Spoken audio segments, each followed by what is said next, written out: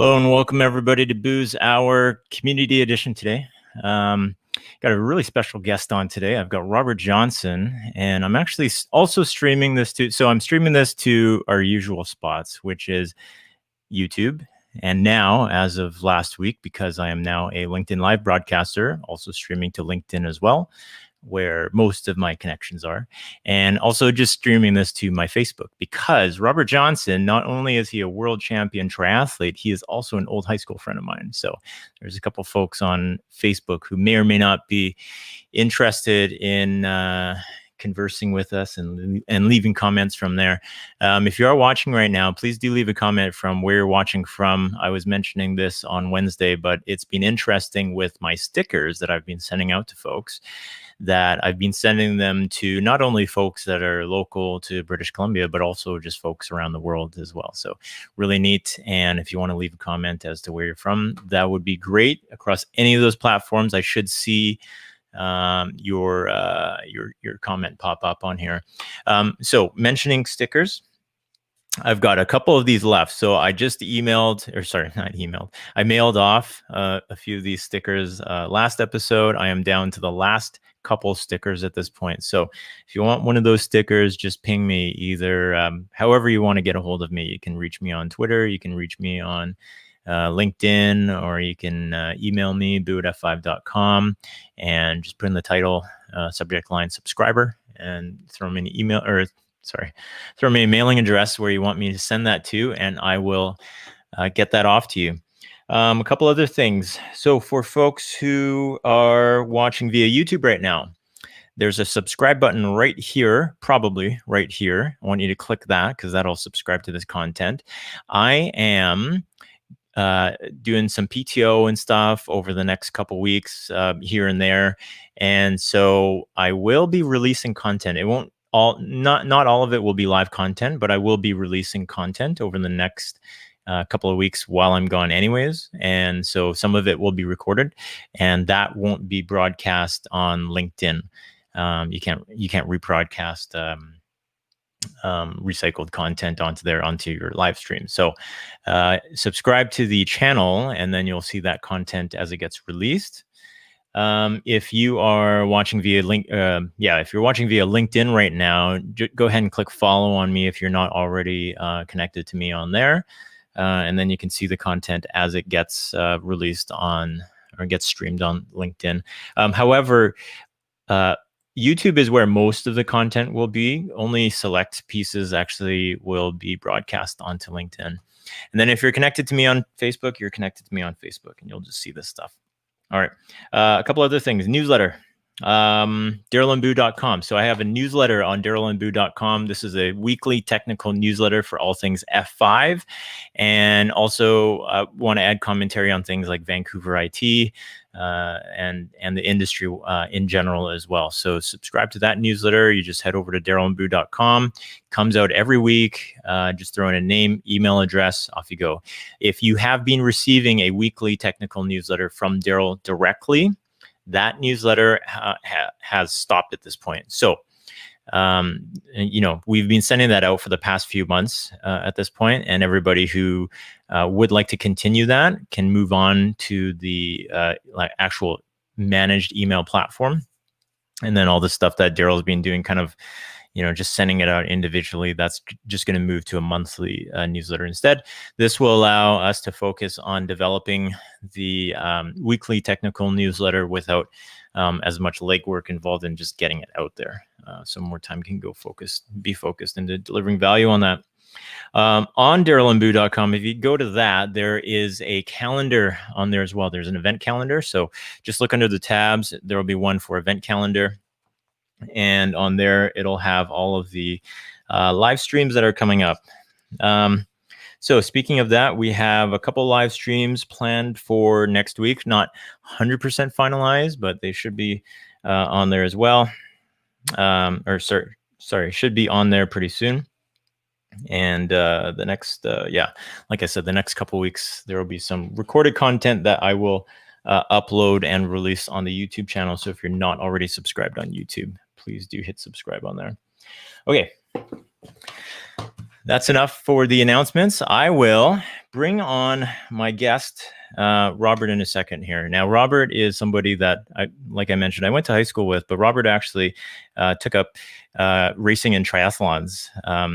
And not something that he had done when I knew him in high school, but something that he picked up later on, and then developed that into eventually being a world champion that for his age group. So really cool achievement. And, along the lines of folks that have inspired me before and kind of along my adulthood here, Robert's somebody who's done that with his competitive achievements. So it'd be great to have him on. So let's bring him on.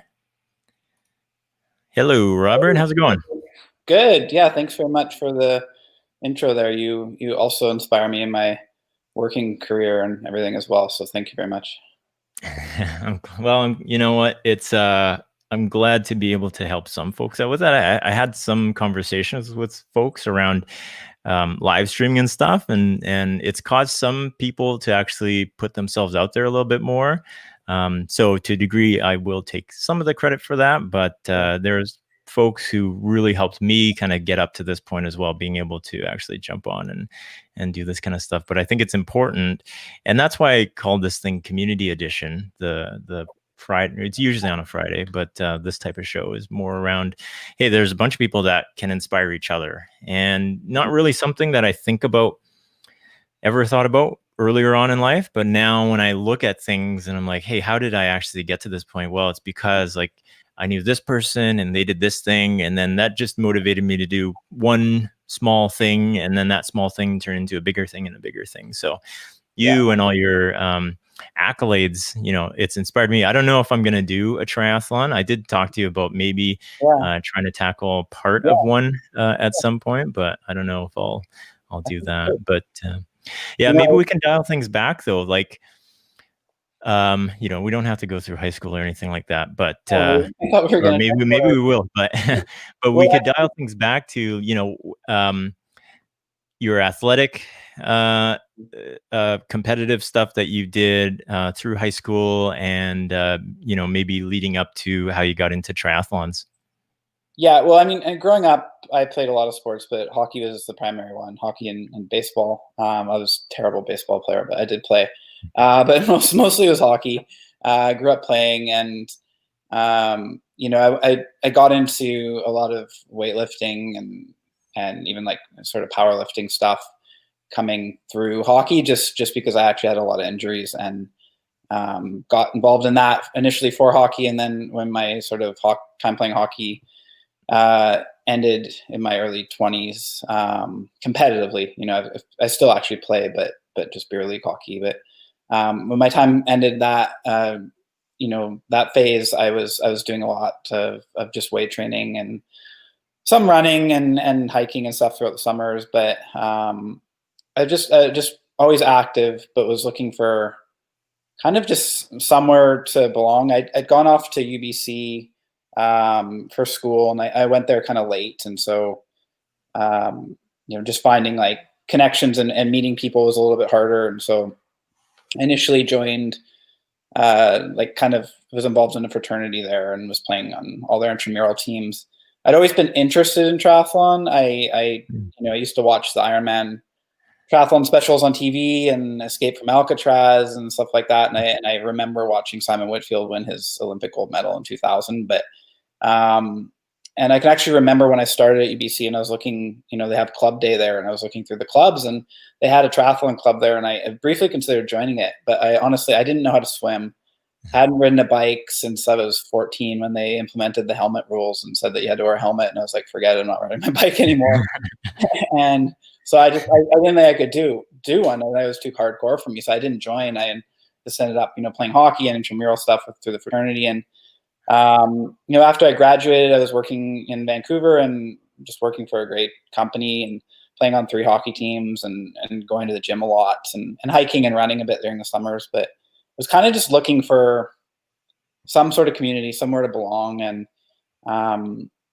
in 2008, Vancouver hosted the I2 World Championships. And some of my colleagues and we just kind of went down, stumbled upon it to watch. I remember it was an absolutely miserable day. Like friends of mine that I have now that we're doing the race. That day was in June in Vancouver, which can be cold, and the water was freezing, and I can remember, people coming out, and their hands were so numb they couldn't do their helmets up.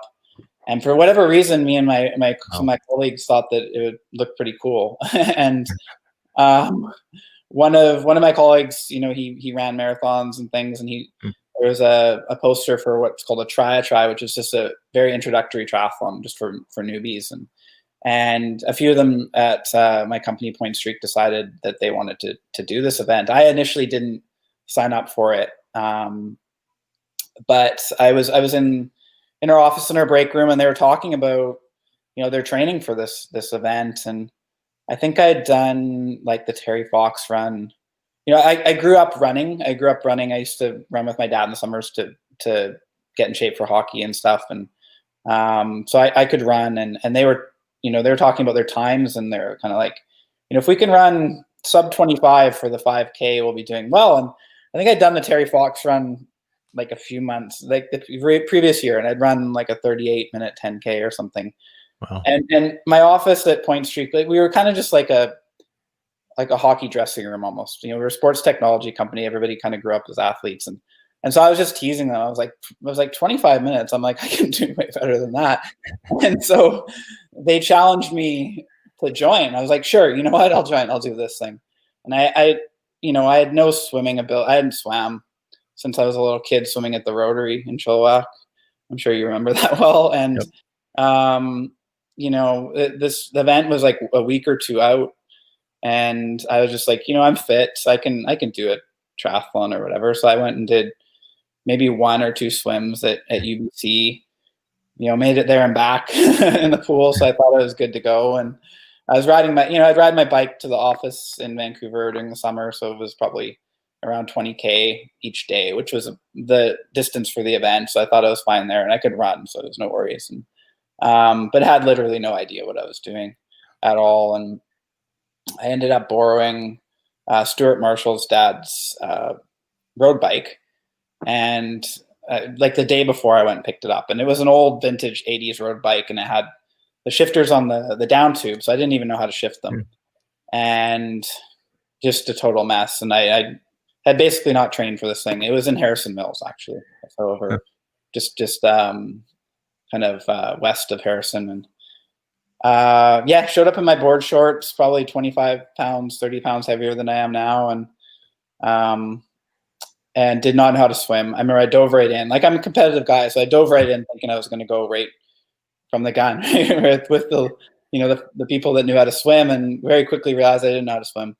So I walked the whole swim. It was, the water came up to your waist. And I just waded through. Humble beginnings, I guess. Yeah. Well, that's pretty neat. So there's a couple things that I'm thinking through there. You're already a pretty quick runner. Yeah. And that helped a good amount. I mean, not just with running, but just across the board, cardio wise.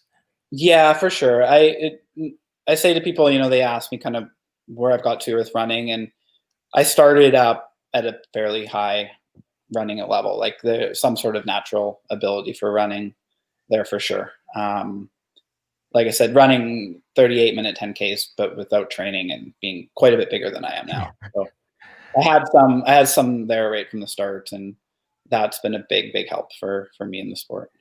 Yeah, that's pretty cool.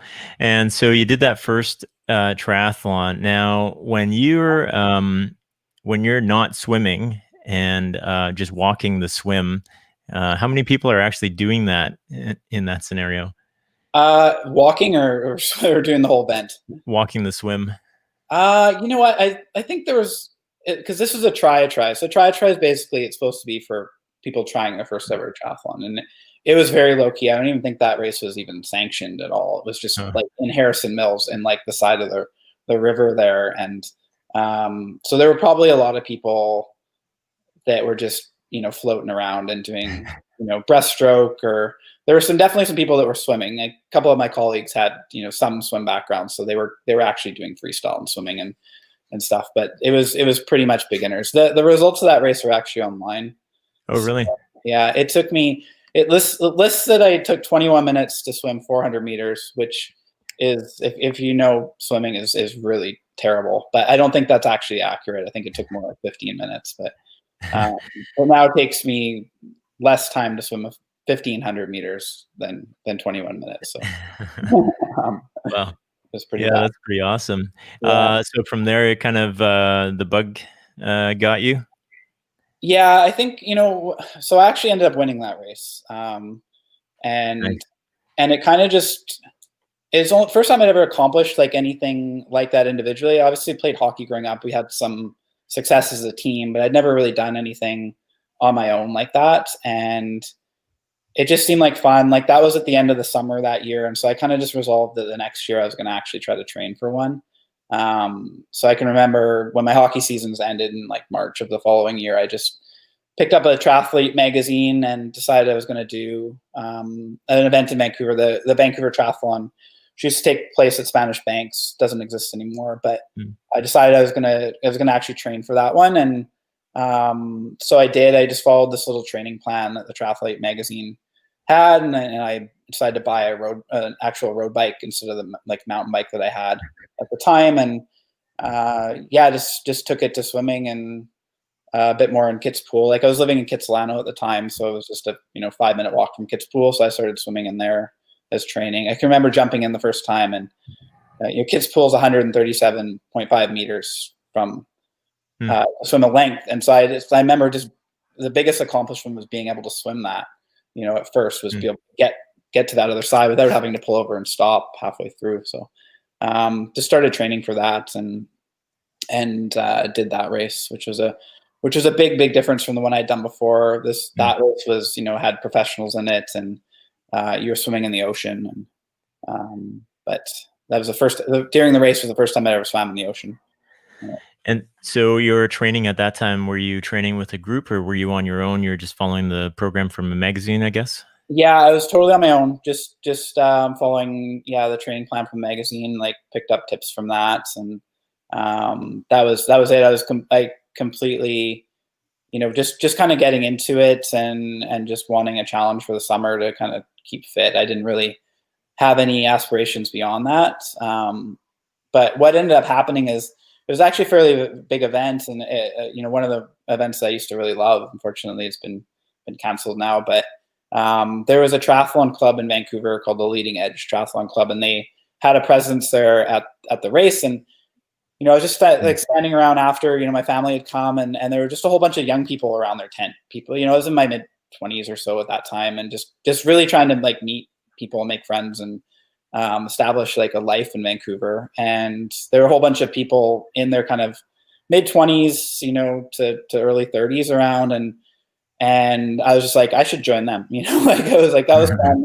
I should go join those people. Like they seem like fun, so I just looked them up on the web and went out and joined one of their workouts. And it's actually really funny because I can very distinctly remember going to their first running workout, and I didn't really know what I was doing. I didn't really know what I was doing training wise. I would before that I would literally go to the track, and I had to run 5K for this sprint triathlon. So I would run 5K continuously as fast as I could around the track. That was my training, which is a terrible approach to training, as I'm sure also from your CrossFit.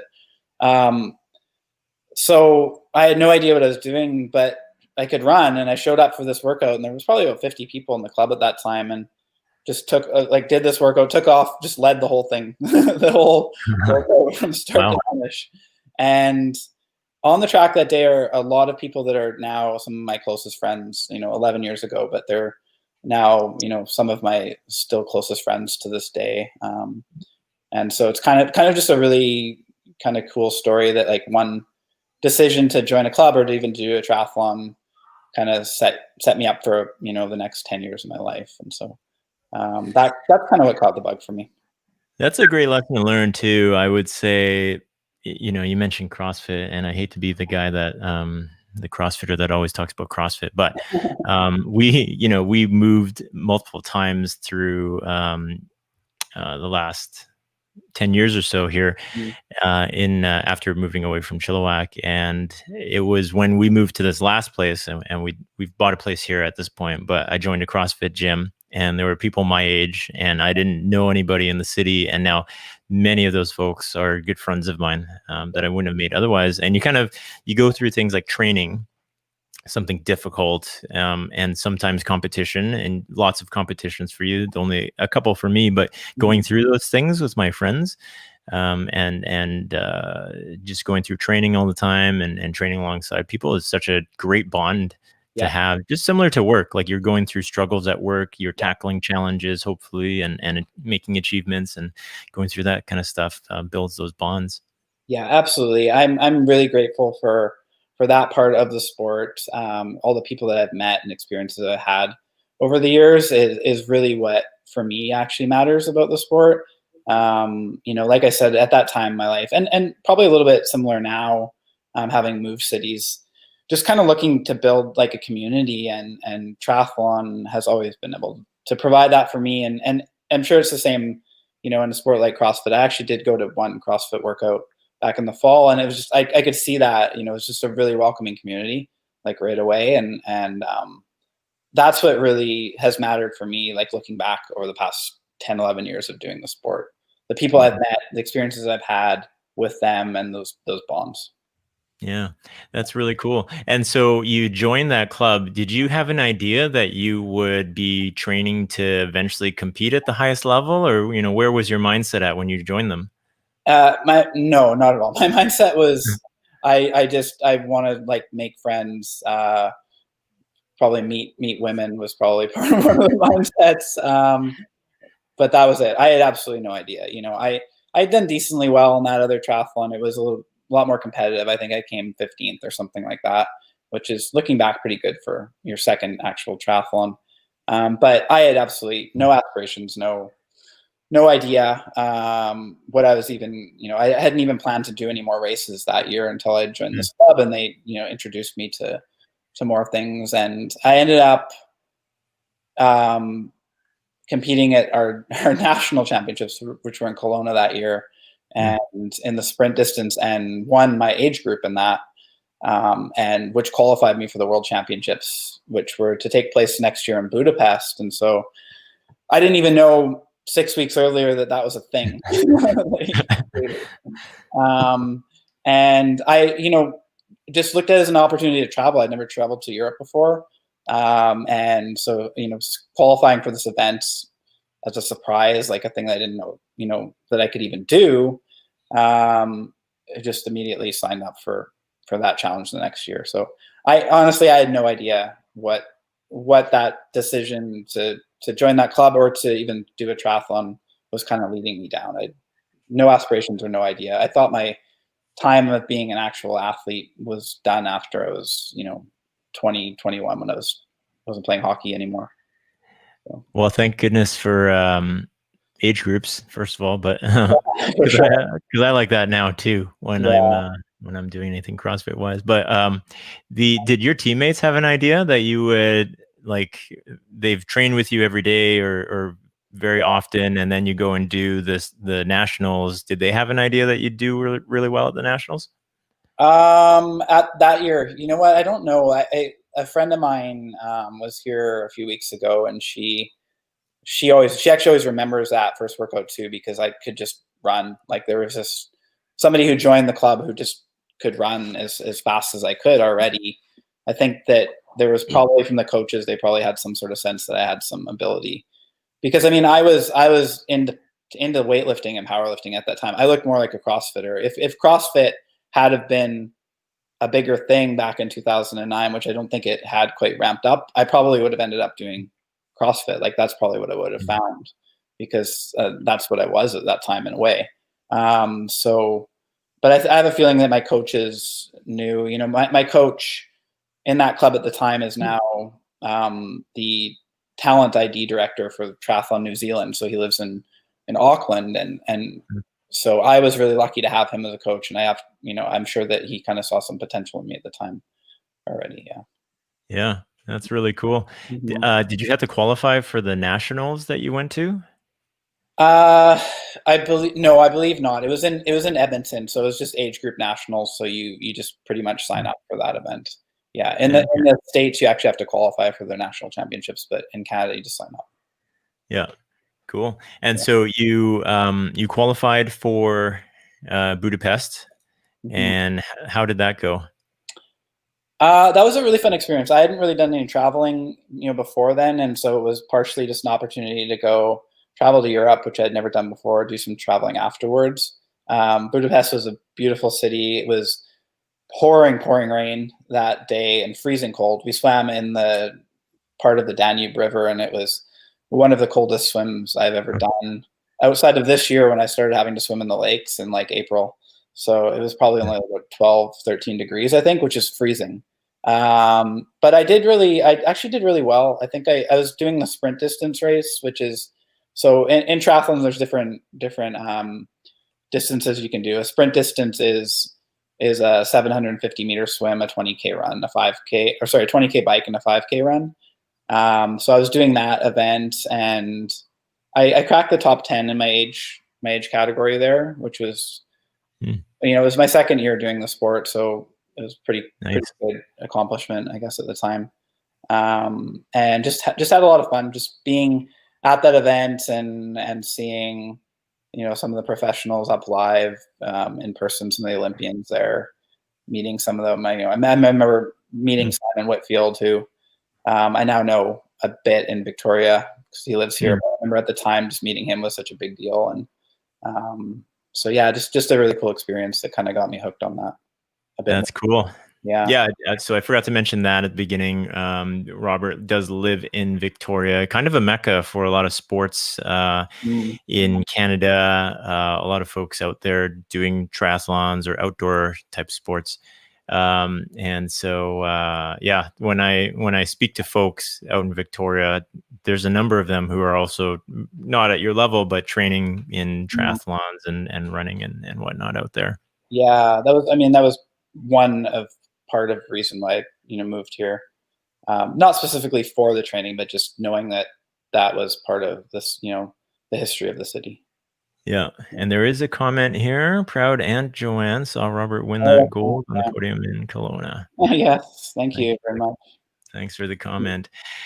So I want to ask you about so when you got into actually training with the team and you've trained up to the point of getting to that first worlds, how serious was your training at that point? Were you, pretty focused? Were you just kind of following along with what other people were doing, or were you set with goals and whatnot?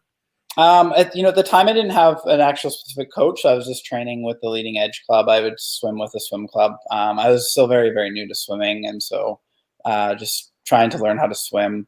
My coach, Alan Carlson, at the time, who I mentioned is now with Triathlon New Zealand, he was I was really lucky. He was trying to build his career as a coach, and there was a number of us that had, at the time, some ability, especially as amateur sort of triathletes, and so he was building that nucleus of people. And so I was training hard and training quite a bit, just following the training club's plan of training.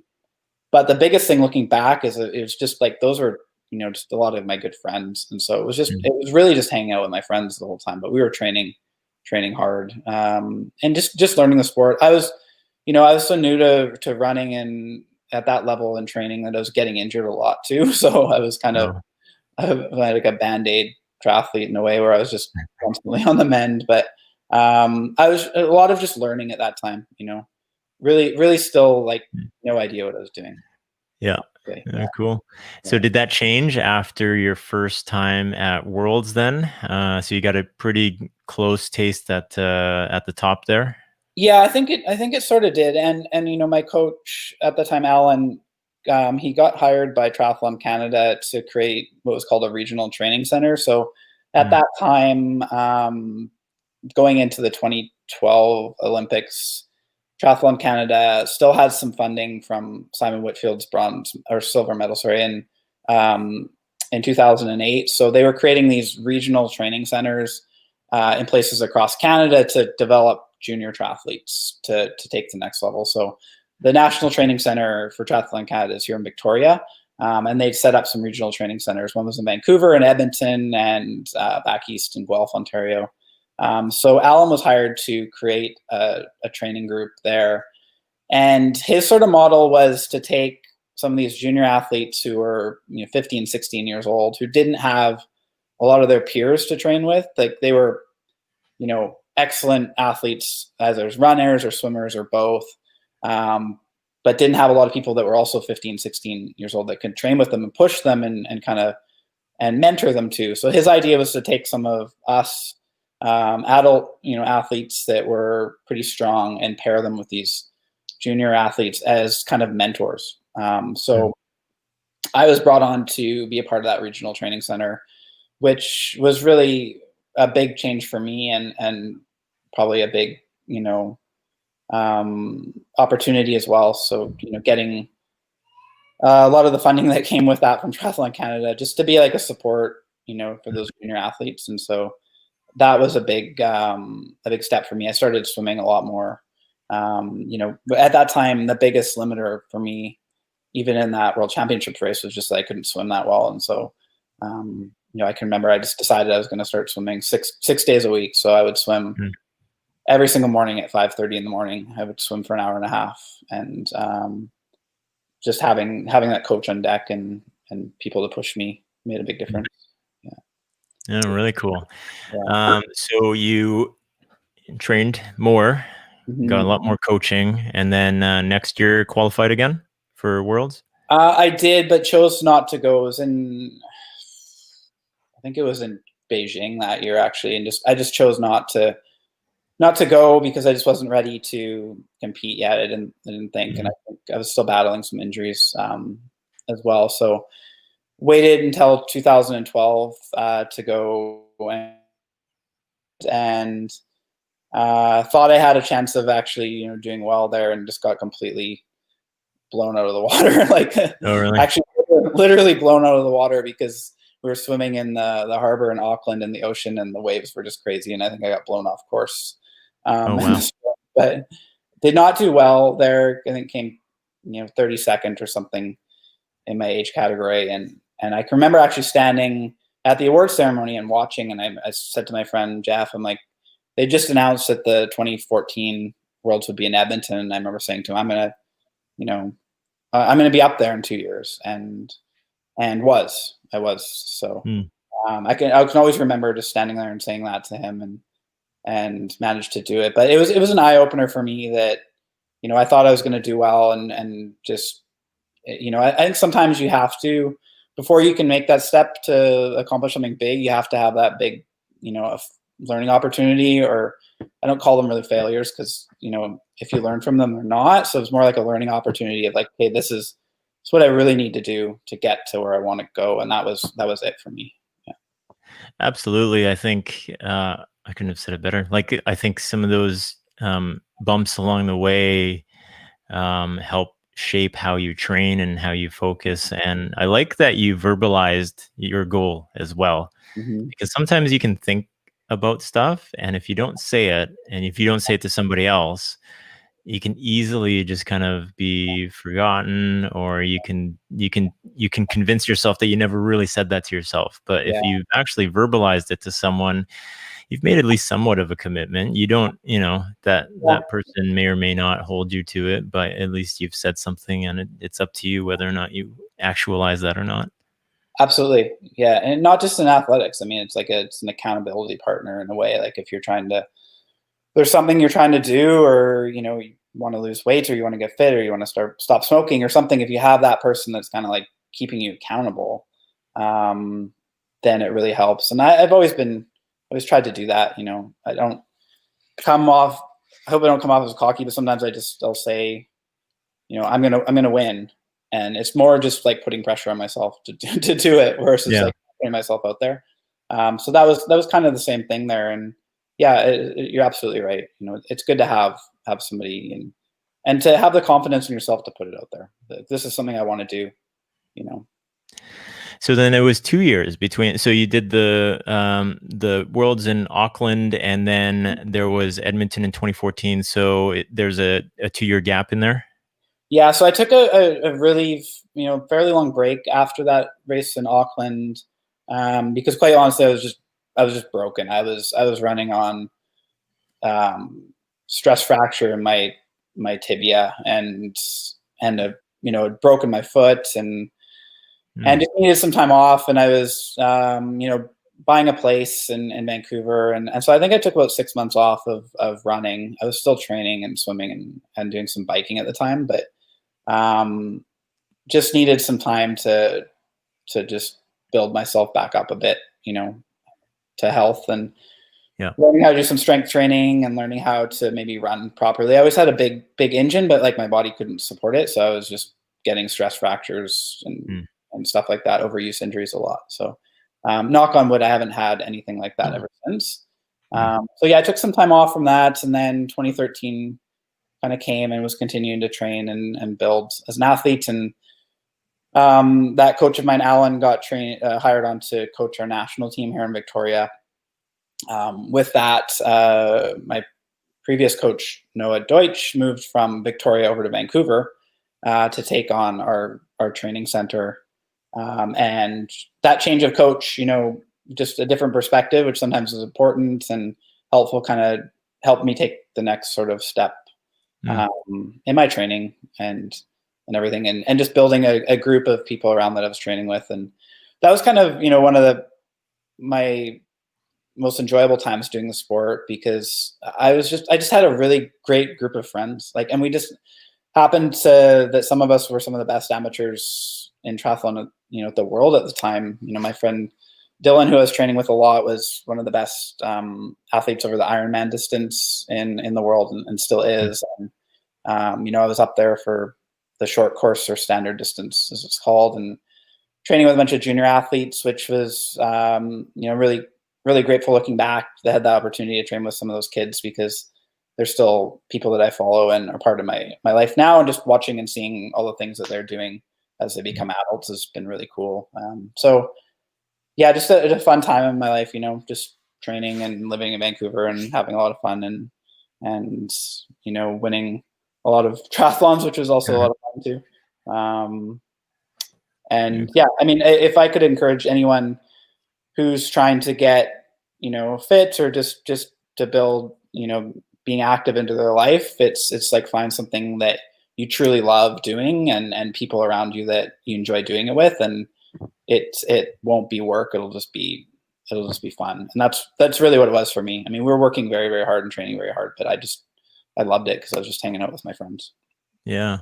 That is really cool. And when you switched coaches at that point, how did your training switch, or did it switch a lot, and transitioning to a point where you were able to succeed at Worlds?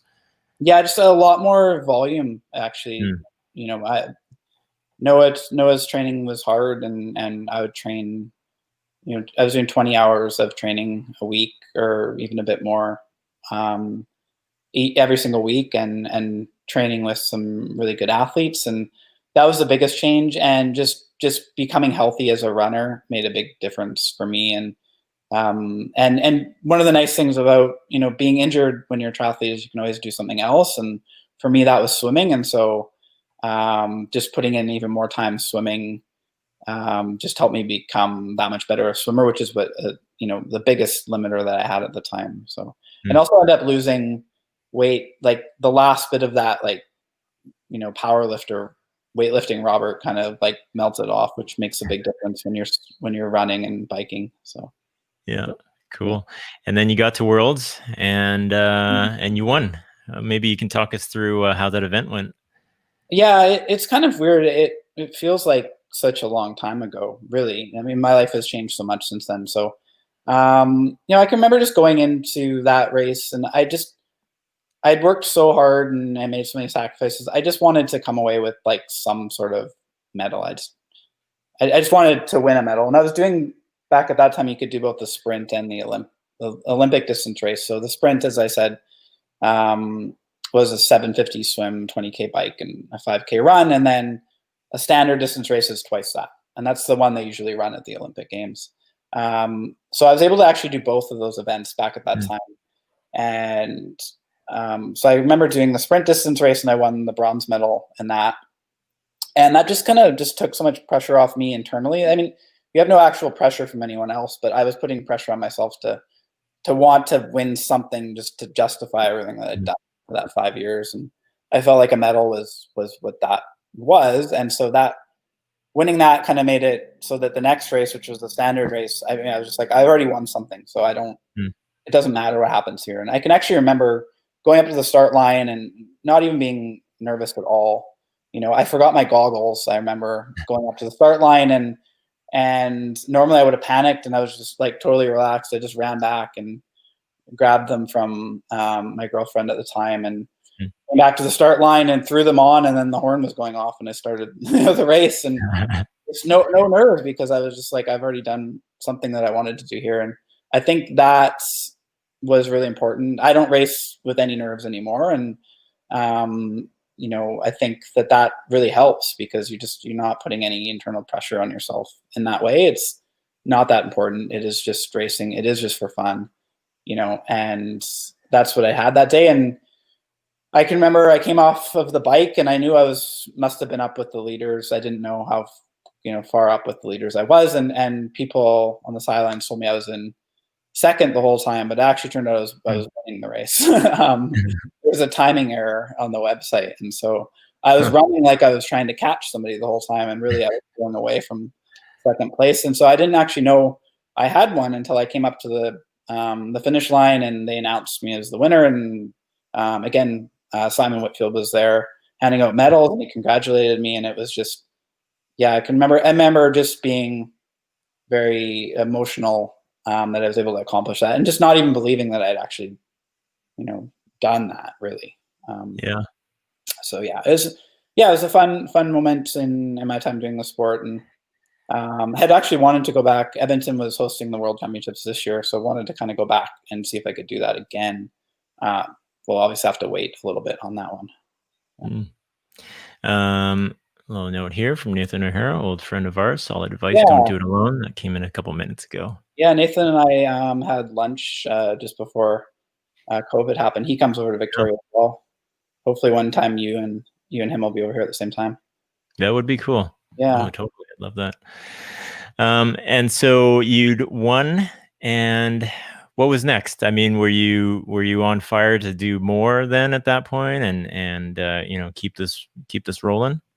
Yeah, I'd initially you know, wanted to I don't think I really at that time knew what I wanted to do. I thought I would dabble in the sort of long course racing, which is the half Ironman and Ironman distance, and with the goal of turning professional over that. I did one half Ironman here in Victoria in 2015 and just hated it. Actually, I got to the run and I mean, you're running a half marathon. It was hot and I wasn't properly prepared for it. And it just ended up not enjoying the experience a whole lot. So I turned back to the short course racing and went to the World Championships in 2015, which was in Chicago, and ended up finishing third there. I was in a sprint finish for second and ended up third. And I remember being really disappointed in that at the time because I thought that I should, you know, once you set the bar for yourself, sometimes anything lower than that just feels like a disappointment. And even though I was finishing third in the world, it felt like it was disappointing at the time. And I look back on that now and I don't look at it that way anymore. You know, I see it now as how close that race was. I mean, I was 1 second from second and the guy in fourth was 3 seconds behind that. And, you know, just like there's no margin for error. And so it's still a really big accomplishment. And then I kind of turned my attention the next year. I was like, okay, I'm actually going to try to qualify as a professional for the half Ironman distance and signed up for a few of those races and then ended up having a giant trophy shatter in my hands and, and severed, you know, tendons in my hand and my finger and said nerves and ended my season there in 2016. So right. I never managed. So I remember that happening, and that was really unfortunate, a freak accident, really. How that happened, and then you were on the sidelines for a while, and you're now, you know, having gone from training a lot, competing at a very high level, to kind of, you know, on the bench for a while. Mm-hmm. Yeah, it was a really hard time actually in my life at that time. It was the summer in, Vancouver, and my life had been triathlon and training and working obviously. But my company Point Streak had just been acquired by a company down south, and as oftentimes happens, they let go of a lot of people. They closed our offices in Vancouver. I was working from home. Had lost that social outlet. I really used to love my colleagues, or a lot of my friends. I'd been working there for 6 or 7 years at that point, and suddenly was just working from home, and a lot of them had just quit or been fired, and I wasn't really doing a whole lot. And then all of a sudden my hand was wrecked, and I couldn't bike, I couldn't swim. I was still able to run, but I had a lot of that taken away, and it was just yeah, it was a hard summer. I remember, just all my friends would be out training, out riding their bike, out swimming at Kids Pool, and I was just walking around the seawall in Vancouver listening to podcasts, I remember. And I actually took up gardening at that time. There was a community garden across the street from my condo in Vancouver, and I could hold a hose in my left hand and water. And my hand was immobilized like this for 3 months basically, as the tendons were healing. So I could hold a hose and water the garden and plant and pick stuff. So I started spending a lot of time doing that, which is still something that I spend a lot of time doing now in my yard, gardening. So something good kind of came out of that time. And also just like, I was honestly, feeling pretty burnt out at the time from the sport anyway. And, maybe a bit of a break at the time wasn't the worst thing in the world, but yeah, it was a hard summer. A little bit like now, where you just kind of lose that, normalcy of your life all of a sudden, and trying to figure out how to adjust to it. Yeah. But eventually you kind of got back to it. You moved to Victoria, and you've been able to get back to more training. I remember talking to you maybe a year ago. It wasn't like focused training, but more just kind of getting back into the swing. Yeah, absolutely. I mean, like moving here was a tough adjustment, harder than I probably thought it would be. And coming back from that injury, and took me a while. It probably took a year before I had the hand function that I have now kind of back again. And I still don't have, full capacity in my right hand, and never will. And so it took a while, and it took a while to kind of get back up to speed to racing.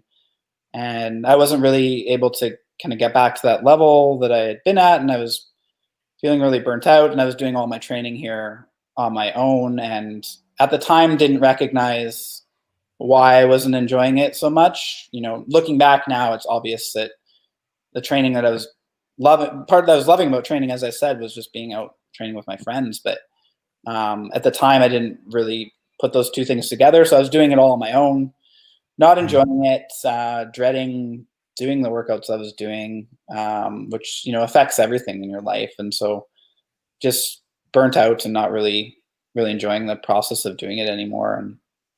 And also not really seeing it, because it had been such a big part of my life for so long. And, trying to get back to the level I'd been at, which, when you're also not enjoying what you're doing and not having good training sessions, is impossible. So you're chasing, something that you can never really get to, and not really seeing it. And so obviously, as you know, a lot changed in my personal life last year, and just taking a step back and reflecting on things. I initially wasn't sure I even wanted to do triathlon anymore. And just ended up, it was the people in the triathlon community that I also needed at that time, as friends. And so reconnecting kind of with that, and just taking the approach of, I'm just going to use this as a way to have fun, and just go for a run with the friends that I do know here, go out in the trails, get away from everything else that's going on in my life, and just have fun with it. And so I wasn't doing any structured training at all, following no training plan, just joining in, with different groups, just to, again, meet people and to be around people and socialize, and also, be fit still. And taking that step back, having more fun with it, reconnecting with what I did enjoy about the sport, having fun, giving back to the community a bit, with helping other people. really was a big help for me at that time. And so I'm really happy and grateful that I had that. And yeah, just stopped and wasn't being coached anymore, and just really trying to enjoy it, which is, I think, again, in anything in life, like no matter what it is, work, your career, your athletes, your family life, everything, if you're just having fun and enjoying it, that's what matters really. If you lose sight of that, then your performance at anything is going to suffer. That is great that you're able to kind of bring it back to that too, in Mhm. that you were able to get a lot of achievements and you're able to still enjoy the sport for what it is, as opposed to it all being about winning and competing and chasing those highs, but you're getting the enjoyment from the process and the community that you get out of it, which is really cool. Yeah, and so I mean, last year, like I said, I wasn't sure I even wanted to race, and I did, a couple of running races. So a friend kind of dragged me out to them, and did decently well, or was doing better than I had in the years previous when I'd actually been training, running Mm. faster than I had been. And so I decided just to sign up for a triathlon, and on very little actual triathlon training, and ended up winning that race, and then decided that I was going to do the national championships. And Mm. two of my closest friends at the time, or well, not at the time, they still are two of my closest friends, who had been people that I started way back in 2009, who were on the track that first workout that I did, agreed to come back and do that race with me. They hadn't even raced a triathlon, and one of them hadn't raced a triathlon in 5 or 6 years, actually. Mm. And we went back to do the national championships in Kelowna. We had this goal of finishing 1, 2, 3, like overall in the race.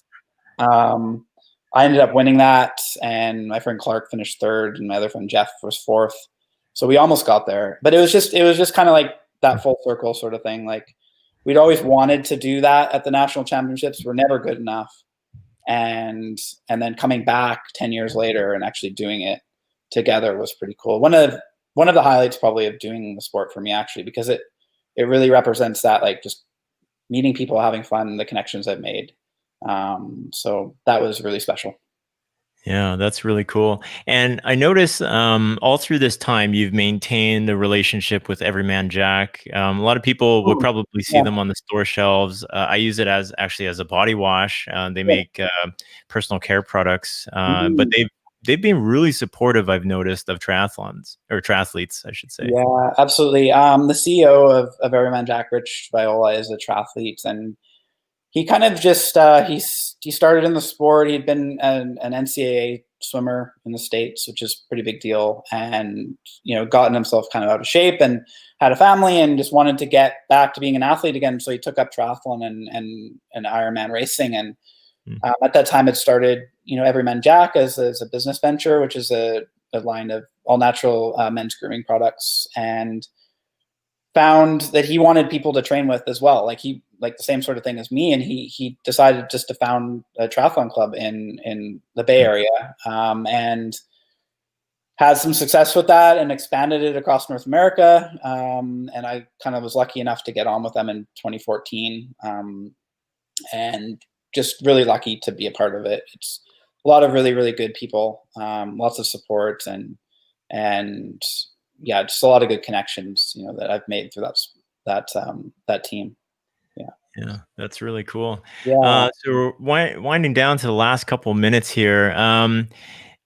There are folks that want to get into triathlons in at a later age. What kind of advice would you give them, or where do you think they should start? One of those tries, or Yeah, I would honestly find a club, number one, like if you're in an area that will have a triathlon club, because you can just learn so much. The learning curve will just be so much quicker with all the people Mm. that have experience with doing the sport, and just support it and having fun with it. So kind of like you do with a CrossFit, you go to a gym, join a club, and I always recommend people start out with try or a sprint triathlon that has a swim in the pool. If you don't have a swimming Mm. background, if you have a swimming background, you'll be fine. But a lot of the barriers for most people is the swimming. And if you're swimming in a race that takes place in a lake or the ocean, it can be very intimidating because that mass start is chaotic, Mm. and you're bumping into people, and people are kicking you in the face and dunking you inadvertently, and you're struggling to breathe and everything. And it could just be really intimidating for people. And I just recommend you do one with a pool swim where you have your own space. You're just swimming in a pool. That takes that sort of barrier out of it. And yeah, just join a club, and meet people that have done the sport, and you'll learn a lot and be prepared to do it. I really feel like anyone who is, of a certain age, like our age, and is decently fit can do a sprint triathlon. I guarantee that you could do a sprint triathlon if you want to. And would be happy to help you and train you if you want. And I might need new tires for my mountain bike. I don't know. You can do it on a mountain bike. One thing I should say is that I found really, really cool. There's been a lot of people that we went to high school. Nathan, who's watching right now, is one of them, and Mike Barrett and yourself and others, Jordan Oakley, who have reached out to me because they're wanting to be it run or bike or just get fit, in their 30s now, and have kind of reached out to me for advice on doing that. And I think that's just really cool. I love to help people to do that. And I always enjoy it when people do reach out. So that's something I'm really grateful to have been able to do now, to hopefully inspire people to do that in their life. Totally. Yeah. I mean, if there's anything from learning all the things that you've learned, being able to pass that on is even more value. And even I find too, like anything that I've learned and being able to pass on, I get that 10 times more enjoyment from being able to pass it on than I did learning it in the first place. It's just really cool to be able to share. It's kind of what you said when we started here, that there's just like that community, and you realize how many people have helped you along the way, and being able to help people once you kind of get to the top. No, Jordan, you can't wear a life jacket, but you can wear a wetsuit, which is kind of similar. It'll keep you floating. Awesome. All right. Thanks, Robert. I am going to end this from here. Where can people find you? You're on all the social medias. Just find me on Instagram and Facebook. My Ho Chi Man hashtag there, which is funny. It was my first ever Hotmail account in grade 10, probably technology grade 10. We had to make a Hotmail account, and it's been my username ever since. So find me there. Yeah. Very cool. All right. I will roll us out from here. Thanks a lot for joining me, Robert. And we'll see everybody. So I will see folks on Tuesday morning, because Monday is BC Day here. For folks who are listening who are outside of the province or the country, that for that matter, Monday is a holiday. So I'll see everybody on Tuesday. All right. Thanks a lot, folks. Bye. Thanks for checking this out today. If you're watching via YouTube right now, go ahead and click subscribe down below. Also click the bell for notifications. That way you will find out when we are dropping a new video or when we're going live. Also, there's darylamboo.com. If you head over to that, leave your name and email address, we will drop a weekly technical newsletter in your inbox every Monday.